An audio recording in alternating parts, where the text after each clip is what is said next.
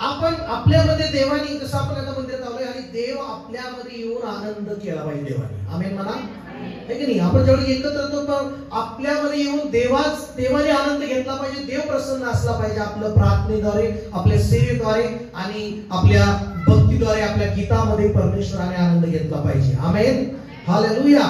मग देवाने मला निर्माण केलेला आहे त्याच्या स्वतःच्या आनंदासाठी.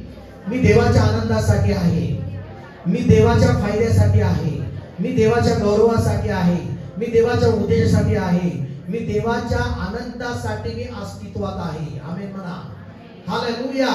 आणि म्हणून बायबल सांगतं की सफन्या 3:17 म्हटलेलं आहे, परमेश्वर तुझा देव तुझ्यामध्ये आहे, तो तुला वाचवायला पराक्रमी असा आहे, तो हर्षाने तुझ्याविषयी आनंद करेल, तो त्याच्या प्रेमासोबत तुझ्याकडे शांती घेऊन येईल, तो गायनाने तुझ्याविषयी आनंद करेल. आमेन म्हणा.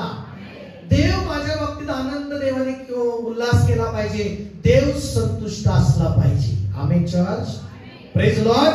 तुम्ही अस्तित्वात, आपण अस्तित्वात यासाठीच आहोत, आपण यासाठीच आहोत की देवाला खुश करण्यासाठी.